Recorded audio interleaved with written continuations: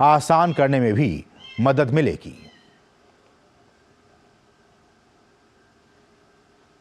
और अब आज की दूसरी अहम खबर। आज पूर्व प्रधानमंत्री और भारत रत्न अटल बिहारी वाजपेयी की जयंती है।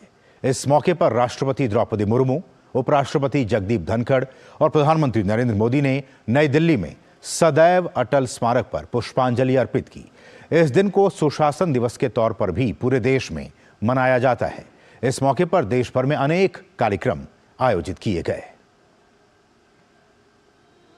देश के पूर्व प्रधानमंत्री और भारत रत्न अटल बिहारी वाजपेयी की 99वीं जयंती।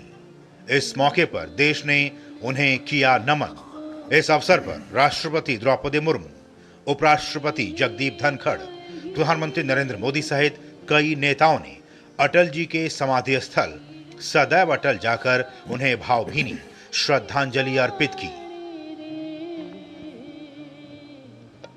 पूर्व प्रधानमंत्री अटल बिहारी वाजपेयी की जयंती को देश सुशासन दिवस के तौर पर मनाता है। सदैव अटल पर एक प्रार्थना सभा का भी आयोजन किया गया।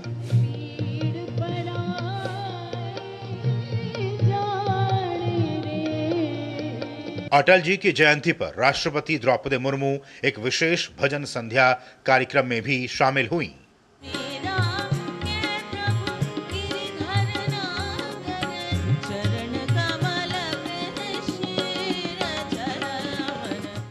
वहीं संविधान सदन के केंद्रीय कक्ष में भी पूर्व प्रधानमंत्री और भारत रत्न अटल बिहारी वाजपेयी को उनकी 99वीं जयंती पर श्रद्धांजलि अर्पित की गई। प्रधानमंत्री नरेंद्र मोदी, लोकसभा अध्यक्ष ओम बिरला, राज्यसभा के उपसभापति हरिवंश, रक्षा मंत्री राजनाथ सिंह, भाजपा अध्यक्ष जेपी नड्डा समेत कई गणमान्य व्यक्तियों ने उनकी तस्वीर पर पुष्प अर्पित किए। अटल जी की जयंती के अवसर पर पीएम मोदी ने अपने सोशल मीडिया हैंडल एक्स पर अटल बिहारी वाजपेयी को याद करते हुए लिखा कि पूर्व प्रधानमंत्री आदरणीय अटल बिहारी वाजपेयी जी को उनकी जयंती पर देश के सभी परिवारजनों की ओर से मेरा कोटि कोटि नमन। वे जीवन पर्यंत राष्ट्र निर्माण को गति देने में जुटे रहे। मां भारती के लिए उनका समर्पण और सेवा भाव अमृतकाल में भी प्रेरणा स्रोत बना रहेगा। वहीं सुशासन दिवस के मौके पर केंद्रीय मंत्री डॉक्टर जितेंद्र सिंह ने सरकारी कर्मचारियों के लिए प्रशिक्षण कार्यक्रम संबंधी ई लर्निंग पाठ्यक्रम लॉन्च किया। वहीं अटल फाउंडेशन ने नई दिल्ली स्थित प्रधानमंत्री संग्रहालय में अटल सम्मान समारोह 2023 का आयोजन किया। मेरा तो मिनिस्ट्री महिला और बाल विकास है, तो उस वक्त अटल जी ने महिला और बच्चों के लिए काफी काम किया था कि बच्चे पढ़े, इसलिए उस कानून लाए। महिलाओं को भी एम्पावरमेंट हो, इसलिए भी बहुत ही अच्छा काम किया है। भारत के पूर्व प्रधानमंत्री अटल बिहारी वाजपेयी का 1924 में आज ही के दिन जन्म हुआ था। वो भारतीय जनता पार्टी के संस्थापकों में से एक थे। वो पहले ऐसे गैर कांग्रेसी नेता बने जिन्होंने प्रधानमंत्री के रूप में अपना कार्यकाल पूरा किया। भारतीय राजनीति में पुरजोर दखल रखने वाले पूर्व प्रधानमंत्री भारत रत्न अटल बिहारी वाजपेयी ने अपनी दूरदर्शिता और करिश्माई व्यक्तित्व की वजह से हर क्षेत्र में अमिट छाप छोड़ी। उनका 16 अगस्त 2018 को निधन हो गया था। गिरीश निशाना, शैलेंद्र मिश्रा और निशांत सौरभ के साथ ब्यूरो रिपोर्ट, डीडी न्यूज। और अगले 25 वर्षों के अमृतकाल के दौरान देश ने एक गौरवशाली और आत्मनिर्भर भारत बनाने का संकल्प लिया है। सरकार की भूमिका लोगों के प्रयासों में सक्षमकर्ता बनकर उनके संकल्प को पूरा करने में सहायता करने की है। और इसी कड़ी में पूर्व प्रधानमंत्री और भारत रत्न अटल बिहारी वाजपेयी की जयंती के मौके पर आज देश भर में सुशासन दिवस को लेकर कई कार्यक्रमों का आयोजन किया गया। पूर्व प्रधानमंत्री और भारत रत्न अटल बिहारी वाजपेयी जी की 99वीं जयंती पर देश भर में उन्हें श्रद्धांजलि अर्पित की गई। देश भर में सुशासन दिवस को लेकर कई कार्यक्रमों का आयोजन किया गया और अटल बिहारी वाजपेयी द्वारा देश को दिए गए योगदान को याद किया गया। उत्तर प्रदेश के मुख्यमंत्री योगी आदित्यनाथ ने पूर्व प्रधानमंत्री अटल बिहारी वाजपेयी को पुष्पांजलि अर्पित की। योगी आदित्यनाथ ने अटल जी के पैतृक गांव बटेश्वर में उनकी प्रतिमा का अनावरण किया। वहीं जयपुर में राजस्थान के मुख्यमंत्री भजनलाल शर्मा और उप मुख्यमंत्री दिया कुमारी ने पूर्व प्रधानमंत्री और भारत रत्न अटल बिहारी वाजपेयी की जयंती पर उन्हें श्रद्धा सुमन अर्पित किए। गोवा के मुख्यमंत्री प्रमोद सावंत पणजी में सुशासन दिवस कार्यक्रम में शामिल हुए और अटल जी को श्रद्धांजलि दी। उत्तराखंड के मुख्यमंत्री पुष्कर सिंह धामी ने देहरादून में अटल बिहारी वाजपेयी को श्रद्धांजलि अर्पित की। उन्होंने काशीपुर में भारत रत्न अटल बिहारी वाजपेयी की प्रतिमा का अनावरण भी किया। उधर गुजरात के मुख्यमंत्री भूपेंद्र पटेल गांधीनगर में सुशासन दिवस समारोह में शामिल हुए। इन एक वर्ष के अंदर सरदेव अटल जी की स्मृतियों को जीवंत बनाए रखने, उनके जीवन के हर एक उस पक्ष को जिसने समाज और राष्ट्र को एक नई दिशा दी है, सार्वजनिक जीवन में स्वच्छता और पारदर्शिता कैसे होनी चाहिए, इसके लिए प्रशासन की दक्षता को बढ़ाने के लिए जहां सरकार नई दिशा में प्रयास करेगी। भारत रत्न जो प्रधानमंत्री थे पहले, उनका जन्मदिन सुशासन दिवस के हिसाब से मनाया जाए। हम लोग का जिस तरह टेक्नोलॉजी डेवलप किया, इस टेक्नोलॉजी को साथ में रखते हुए हम चाहते हैं कि जितना प्रोग्राम है, जितना हम लोग का स्कीम है, सब लास्ट अंतिम व्यक्ति तक पहुंचे। हमारे छत्तीसगढ़ के निर्माता और भारतीय जनता पार्टी के संस्थापक श्रद्धेय अटल बिहारी वाजपेयी जी का जन्मदिन है, जिसको पूरा देश सुशासन दिवस के रूप में मनाता है। तो सबसे पहले तो मैं पूरे प्रदेशवासियों को सुशासन दिवस की बहुत बहुत बधाई देता हूं, शुभकामनाएं देता हूं। केंद्रीय शिक्षा मंत्री धर्मेंद्र प्रधान ने उड़ीसा के अंगुल में अटल जी को उनकी 99वीं जयंती पर पुष्पांजलि अर्पित की।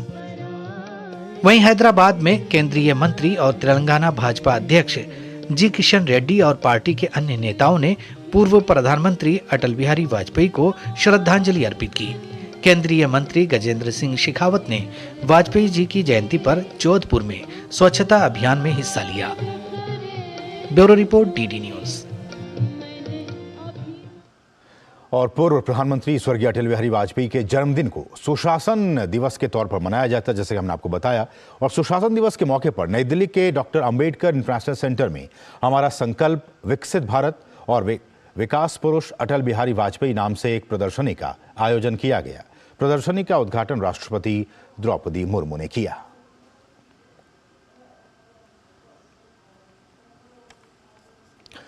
और आज का जो हमारा विशेष है, जो हम चर्चा करने वाले, उसका विशेष है कि सुशासन का अमृत संकल्प। जी हां, आज का हमारा विशेष सुशासन का अमृत संकल्प हमने ली है कि अगले 25 वर्षों में किस तरह से भारत को एक विकसित राष्ट्र के तौर पर हमें खड़ा करना है, और इसके लिए सुशासन और इसका क्या कुछ अमृत संकल्प है, हम आज इसी विषय पे बातचीत करने वाले हैं। और इस बातचीत में, इस चर्चा में हमारे साथ दो खास मेहमान इस वक्त जुड़ चुके हैं। हमारे साथ हैं डॉक्टर हीरामन तिवारी जी, जो कि professor Indian culture and history JNU से। सर, आपका बहुत बहुत स्वागत है तिवारी सर।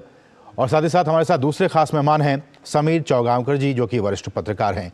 समीर जी, आपका भी बहुत बहुत स्वागत है। शुरुआत तिवारी सर आपसे। और जिस तरह से हमने कहा कि सुशासन का अमृत संकल्प हमने आज के इस चर्चा का विषय रखा है, और आज जिस तरह से हम जानते हैं कि भारत रत्न अटल बिहारी वाजपेयी की आज जयंती है, और आज के दिन को पूरे देश में सुशासन दिवस के तौर पर मनाने का फैसला बीते वर्षों में लिया गया।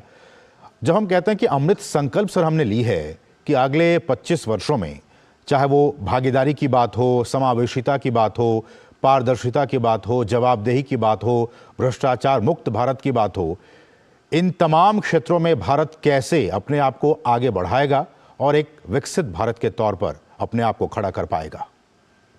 असीम जी, बहुत बहुत आभार मुझे इस अपने कार्यक्रम में सम्मिलित करने के लिए। पहले तो सबसे बड़ी बात यह है कि आप इतने बड़े व्यक्तित्व के विषय में चर्चा के लिए हमको बुलाए हैं। ये कालजयी पुरुष थे, सिर्फ नेता ही नहीं थे, कवि थे। इसलिए सहज ही उनकी पार्टी के जो नेता हैं और विशेष रूप से वर्तमान के प्रधानमंत्री नरेंद्र मोदी जी ने जब ये घोषणा की थी कि 25 दिसंबर का जो दिन है, जब उनका अवतरण हुआ था अटल बिहारी वाजपेयी जी का, उस दिन को सुशासन दिवस मनाया जाएगा। उसके कारण सिर्फ इतना है कि अटल जी जो थे वो सिर्फ महान व्यक्तित्व ही नहीं थे, वो ये चाहते थे कि इस देश में सुशासन आए। अगर आपने उनके भाषणों को सुना होगा, चाहे वो संसद के अंदर हो प्रधानमंत्री के रूप में या विपक्षी नेता के रूप में या पार्टी के अध्यक्ष के रूप में, हमेशा उन्होंने इसी बात पर बल दिया है कि देश में सुशासन होना चाहिए। और सुशासन की उनकी प्रेरणा आपने अगर सुना होगा तो एक बार उन्होंने 1996 में जिस दिन वो बहुमत नहीं हासिल कर पाए थे, 13 दिन की सरकार थी, उसमें उन्होंने कहा था, नभी तो मरणादस्मी केवलम दूषितो यशः। जी, उन्होंने जो प्रेरणा ली थी कि मृत्यु से भय नहीं है, लेकिन कोई हमारा जो यश है, हमारा जो कार्य है, हमारी जो शैली है वो दूषित न हो। इसलिए ही इस सरकार ने और प्रधानमंत्री नरेंद्र मोदी ने यह निर्णय लिया होगा कि इसको ऐसा दिवस के रूप में मनाया जाए जिससे कि हमारे देश में एक अच्छी शासन व्यवस्था बने और नैतिक शासन व्यवस्था बने। और आपने ये भी बताया कि 25 वर्ष का जो अमृतकाल है और 25 वर्ष का जो बीड़ा उठाया हुआ है प्रधानमंत्री ने देशवासियों के लिए, कि 25 वर्ष के बाद हमें लगता है कि हमारे देश में पूर्णतया एक ऐसे राज्य की संकल्पना होगी जिसे राम राज्य भी कहा जाता था। उससे भी अटल जी जुड़े हुए थे और अटल जी उन नेताओं में से हैं जिन्होंने जनसंघ से लेकर के भारतीय जनता पार्टी का जो प्रादुर्भाव हुआ है उससे जुड़े हुए पहले नेता थे। और जैसा आपने अपनी रिपोर्ट में बताया कि वो पहले नॉन कांग्रेस, गैर कांग्रेसी प्रधानमंत्री थे जिन्होंने अपना कार्यकाल पूरा किया था। और उन्होंने एक प्रकार से ये दुनिया को सिखाया था, विशेष रूप से भारत को, कि गठबंधन की सरकार को किस प्रकार से चलाया जा सकता है और किस उत्तम ढंग से और शौर्य के साथ चलाया जा सकता है। तो ये बहुत ही सुंदर दिन चुना गया है कि आज के दिन हम संकल्प करें कि पूरे वर्ष और हर वर्ष ऐसा संकल्प करें कि हमारी शासन व्यवस्था सुदृढ़, स्वच्छ, शुचितापूर्ण हो। यही इस दिन का और इस दिवस की महत्ता मुझे लगती है। ठीक है समीर जी, ऐसे में जब न सिर्फ बीजेपी या फिर प्रधानमंत्री बल्कि पूरे देश ने ये अब मन बना लिया है कि आने वाले 25 वर्षों में हम सुशासन के जरिए, एक अच्छे शासन के जरिए हम भारत में राम राज्य की स्थापना कर पाएंगे, जहां की ईमानदारी हो, भ्रष्टाचार ना हो, हर कोई सुखी से रहे, हर कोई सुरक्षित रहे। जितने भी पिलर्स हमने अभी नाम लिए, चाहे वो भागीदारी, सबकी भागीदारी के साथ हो, सबका साथ सबका विकास, या फिर समावेशिता की बात हो, इन तमाम पिलर्स के जरिए आने वाले वर्षों में न सिर्फ वाजपेयी जी का एक विजन बल्कि उस विजन को आगे बढ़ाते हुए प्रधानमंत्री नरेंद्र मोदी ने जो विकसित भारत का एक संकल्प लिया है और जिस संकल्प की यात्रा में हम सभी शामिल हैं, कैसे देखते हैं सुशासन के जरिए हम किस तरह से अमृतकाल में पहुंचे हुए हैं और इसकी यात्रा पूरी कर हम एक विकसित भारत का निर्माण कर पाएंगे?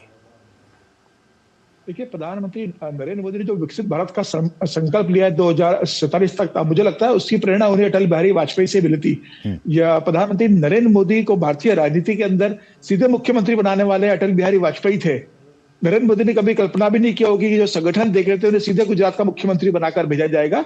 इसके पीछे अटल बिहारी वाजपेयी की सहमति थी। मुझे लग रहा है अटल बिहारी वाजपेयी जानते थे इस बात को कि आने वाले समय में नरेंद्र मोदी नाम का जिस व्यक्ति को मैं गुजरात का मुख्यमंत्री बनाकर भेज रहा हूं, जो संगठन में लगातार काम कर रहा है, वह देश और दुनिया का नाम बहुत रोशन करेगा और भारत को एक नई राजनीति देगा। मुझे लग रहा है अटल बिहारी वाजपेयी की दूरदृष्टि थी जिन्होंने नरेंद्र मोदी जैसे नेता को गुजरात का मुख्यमंत्री बनाया। और उसके बाद आपको पता है कि प्रधानमंत्री मोदी का गुजरात में कैसा प्रदर्शन रहा, देश में 10 साल होने को आए कैसा प्रदर्शन रहा। देखिए, अटल बिहारी वाजपेयी का संगठन के अंदर, संघ के अंदर, सरकार के अंदर कितना लंबा अनुभव रहता। संघ के प्रचारक रहे, जीवन भर अविवाहित रहे, 1957 में पहली बार सांसद चुने गए थे। उसके बाद से 45 साल का संसदीय उनका इतिहास रहा है।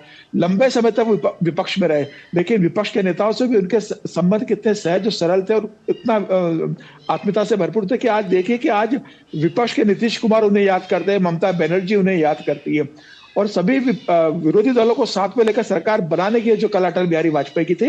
एनडीए का गठन तो अटल बिहारी वाजपेयी के समय हुआ। जॉर्ज फर्नांडिस जैसे व्यक्ति को साथ में लाना, दूसरे दलों को साथ में लाना, छोटे दलों को जोड़ना और 5 साल सरकार चलाना, ये अटल बिहारी जी के व्यक्तित्व को दिखाता है कि सबको साथ के लेकर चलना।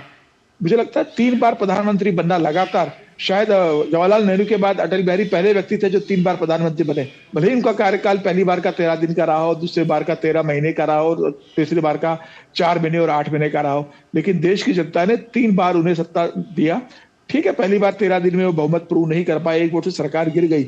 अगर राजनीतिक शुचिता अटल बिहारी वाजपेयी के अंदर नहीं होती तो एक वोट की व्यवस्था वो आराम से खरीद फरोख्त करके कर सकते थे, लेकिन अटल बिहारी वाजपेयी ने कहा था कि हम खरीदने में विश्वास नहीं करते, हम जनता के समर्थन पे भरोसा करते हैं, हम जनता के बीच जाएंगे और फिर चुनकर आएंगे। तो फिर चुनकर आए और दूसरी बार चुने और तीसरी बार भी उन्होंने पूर्ण 5 साल की सरकार चलाई। मुझे लग रहा है अटल बिहारी वाजपेयी का जो विजन था देश के लिए, और उन्होंने तो कहा था कि मैं ऐसे भारत को देखना चाहता हूं जहां भय नहीं हो, जहां भूख नहीं हो, जहां निरक्षरता ना हो और जहां अभाव ना हो। मैं भारत को एक विश्व शक्ति के रूप में देखना चाहता हूं।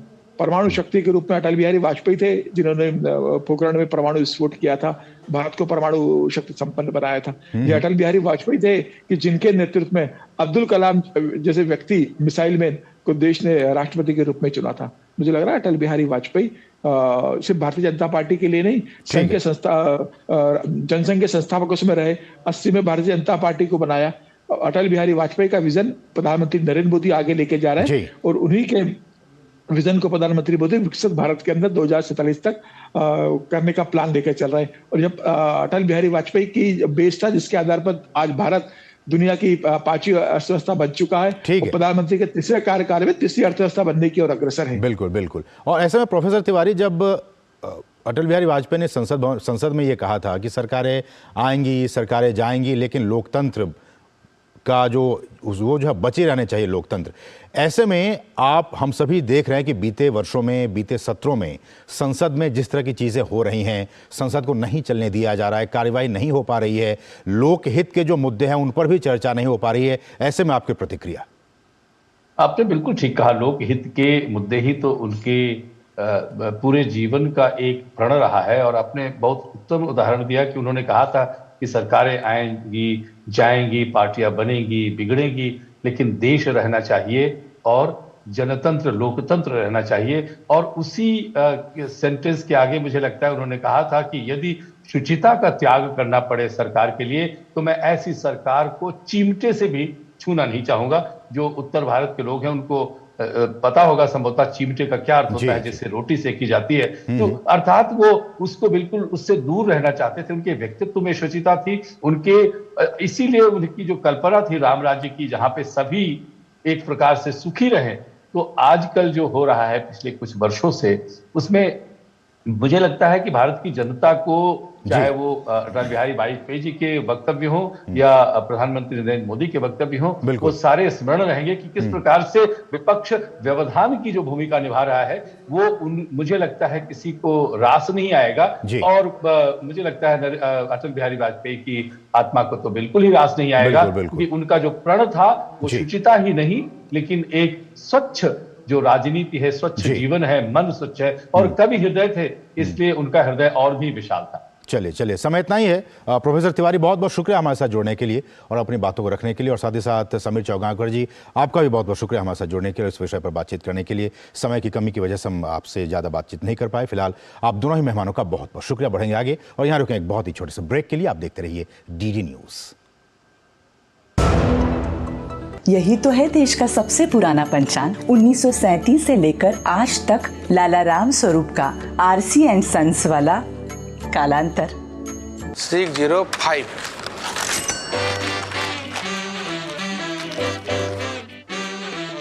बदलो बदलो आदत बदलो।